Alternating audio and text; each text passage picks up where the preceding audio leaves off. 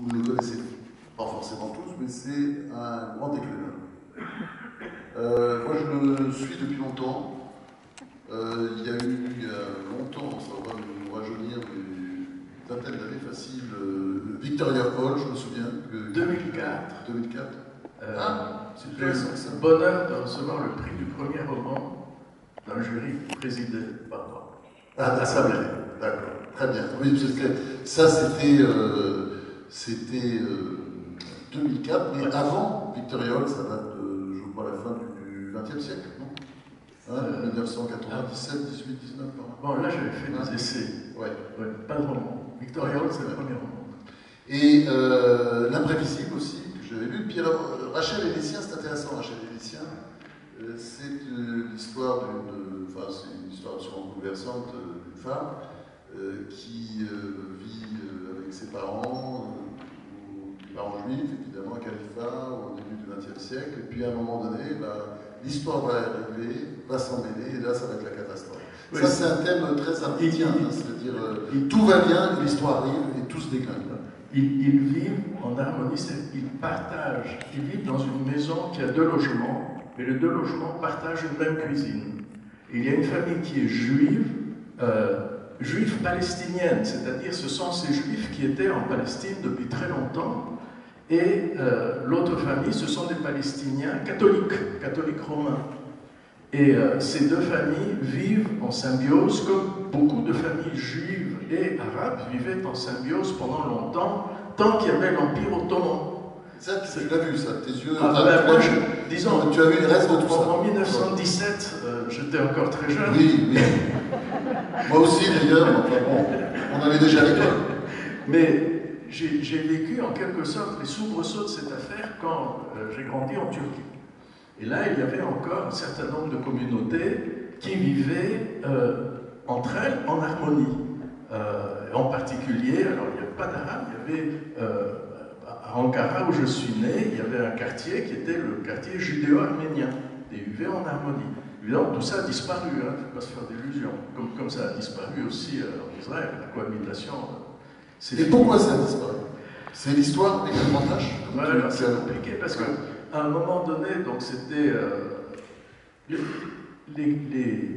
des juifs qui étaient persécutés en Europe de l'Est ont émigré en Palestine déjà vers la fin du XIXe siècle. Et ils étaient toujours très bien reçus par les populations locales.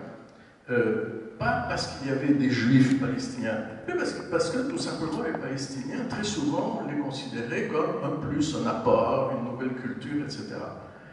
Mais il est évident qu'à partir d'un certain nombre, d'un certain moment, les Palestiniens ont pris peur. Ils ont eu peur d'être dominés. Surtout que les Juifs étaient là avant. Alors, c'est pas pour ça du tout. Oui. Alors ça, je suis sûr que sur ce point, on ne sera peut-être pas d'accord. Oui. Mais les Juifs étaient, écoute, en 1870-72, l'Empire ottoman a recensé les populations.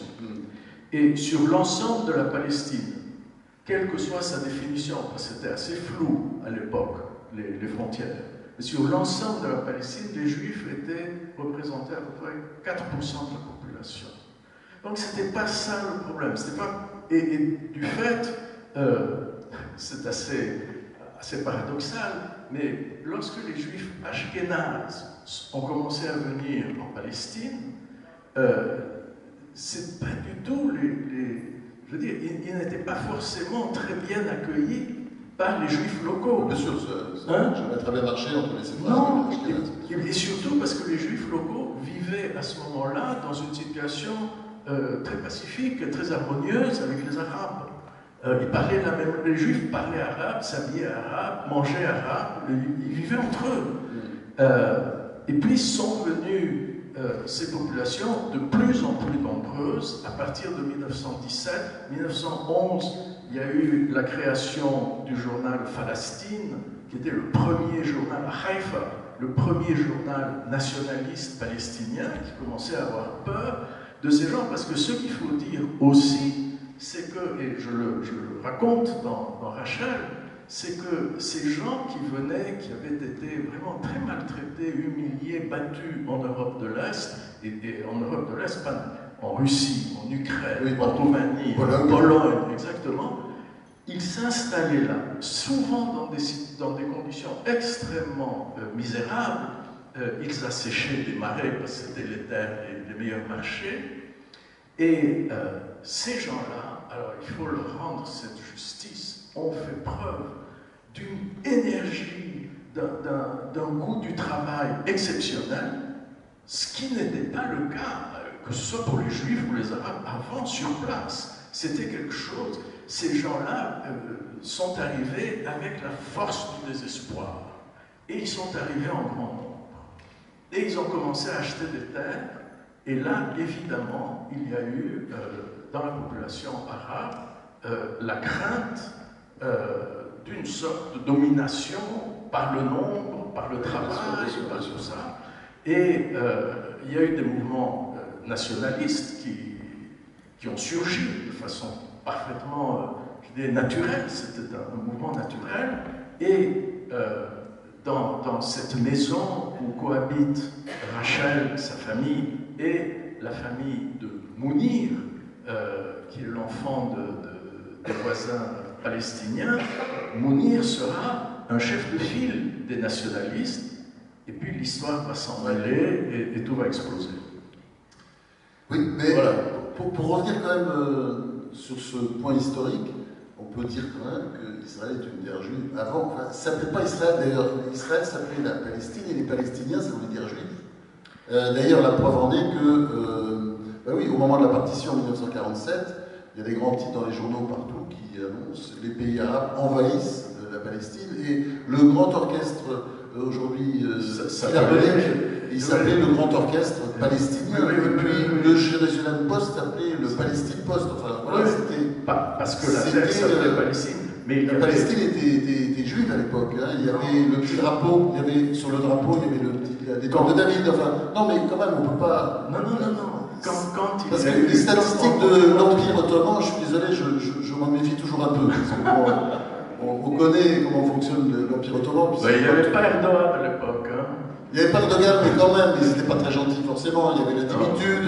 Il y avait pas de problème. Oui, il y avait les dimitudes. Les autres populations n'étaient pas toujours forcément bien traitées, c'est ça que je veux dire. Non, il n'y avait pas de problème. Moi, je pense qu'il y a eu, si tu prends vraiment l'histoire de la Palestine sur 1000 ou 2000 ans, hein, d'ailleurs, mon livre, celui que tu as là, se passe au XIe siècle. Franchement, en Palestine, il y a eu tout le monde. Tout le monde, et tout le monde a dominé à des époques différentes.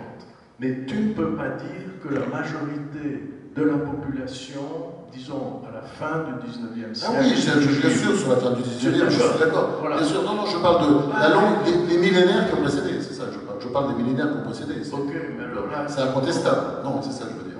Oui. Après, c'est vrai que dans la partition qui a été faite par l'ONU en 1947, il y avait une partie qui était dominée par les Juifs et une autre partie qui était dominée par les Arabes. Voilà. Bon, les Arabes n'en ont pas voulu et voilà. Tu sais, voilà, ils n'ont pas voulu du deal. Ils ont voulu de la terre, mais ils n'ont pas voulu du deal. Mais tu conviendras avec moi aussi que si tu remontes à 2000 ans, eh ben, il n'y avait pas d'islam et il n'y avait pas de christianisme. Oui, il y avait le judaïsme. Donc par défaut, les gens... Est-ce que ce ne sont pas les religions qui ont gâché tout ça? Ah oui, certainement. Oui, certainement. Alors justement, on arrive à l'homme qui peignait les âmes. Alors là, on est dans une sorte de petit paradis, parce que ta description, là, on est au XIe siècle, fin du XIe, après Jésus-Christ, et là, ta description, c'est vrai que tout va bien, finalement, on a le sentiment, est-ce que c'est pas un petit peu, comment dire, cucu, mais on a le sentiment que tout va bien, bon, il y a un petit truc d'agressivité de temps en temps du côté des catholiques, mais on a l'impression que tout va bien entre juifs, et puis du côté des juifs aussi, entre les juifs, les musulmans et les chrétiens. Ouais, enfin, les catholiques orthodoxes, d'ailleurs. Les orthodoxes, pas les catholiques, les orthodoxes. Il y a eu vraiment de tout. Je veux dire, au XIe siècle, à Acre, là où l'histoire démarre, Acre était dominé par les Fatimides, qui étaient très cruels, qui étaient des musulmans. par la suite, il y a eu donc à la fin du XIe siècle, en 1099, 15 juillet, le sac de Jérusalem par les croisés, premiers croisés. Et à l'occasion du sacre de Jérusalem, du sac,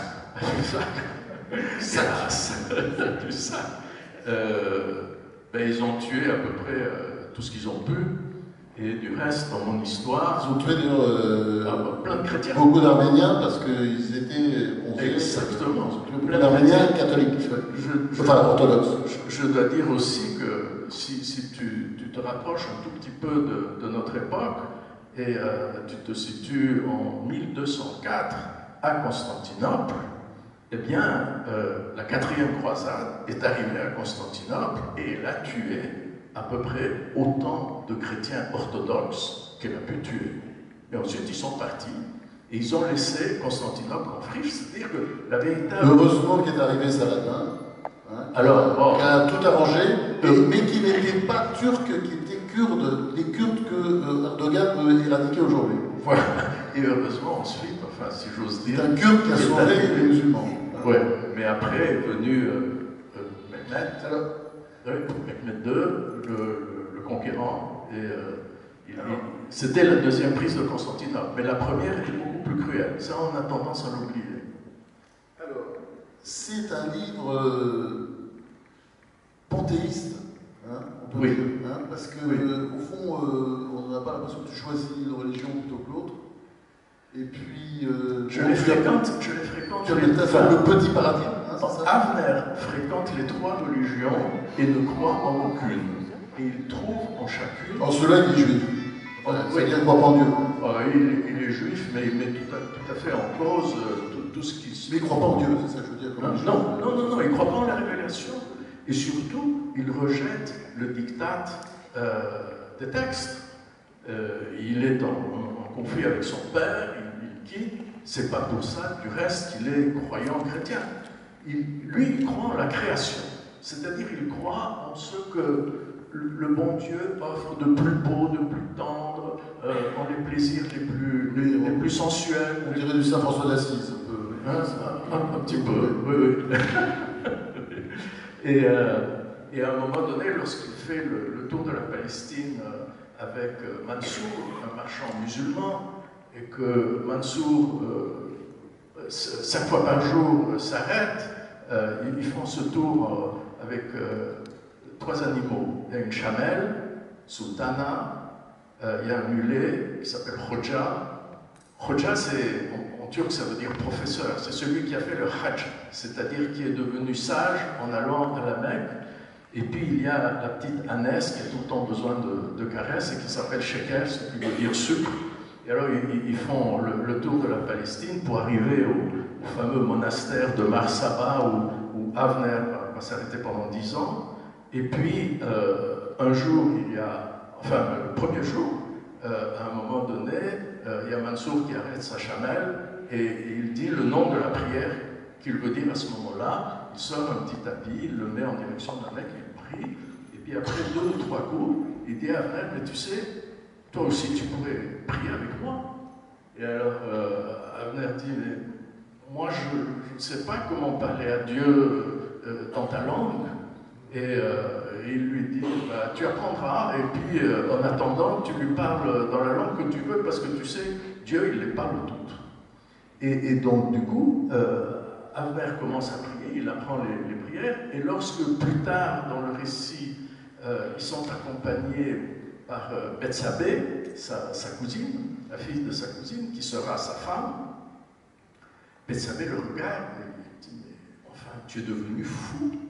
Tu es juif, tu as passé 10 ans dans un monastère chrétien, tu es devenu moine, et maintenant tu pries avec Mansour. Et il lui répond, Mansour m'invite dans sa maison, tu voudrais que je refuse? Voilà, ça se résume à ça.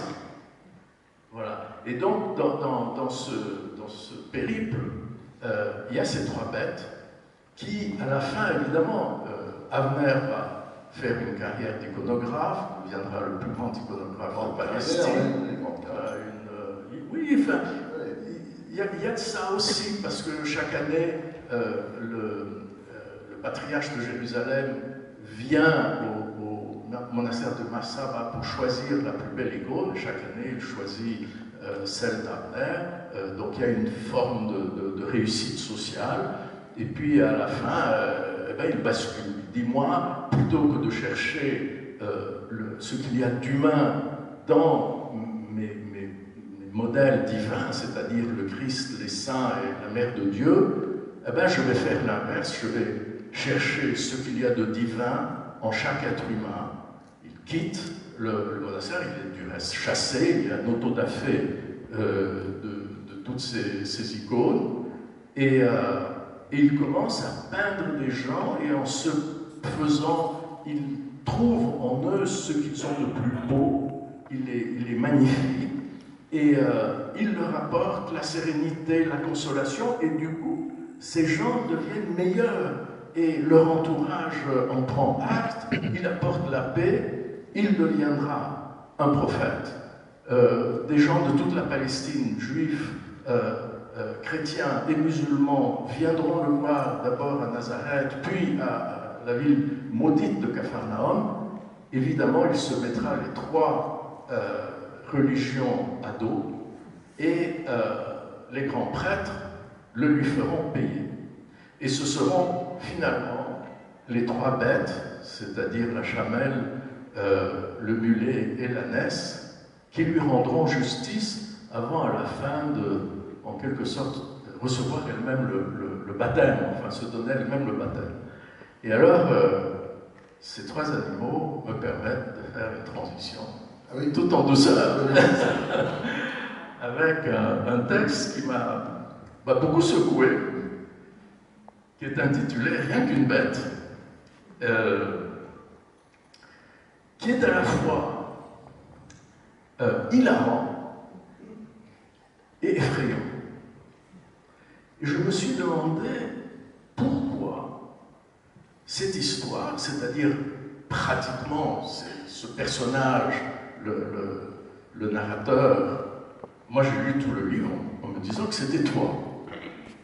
Oui, c'était moi, bien sûr. C'était toi qui décide, pour marquer le coup, pour annoncer au monde l'horreur que subissent les animaux, qui décide lui-même de se transformer en cochon qu'on nourrit dans une cage jusqu'à la fin. Comme les cochons sont nourris d'ailleurs, les veaux, beaucoup d'animaux. Oui.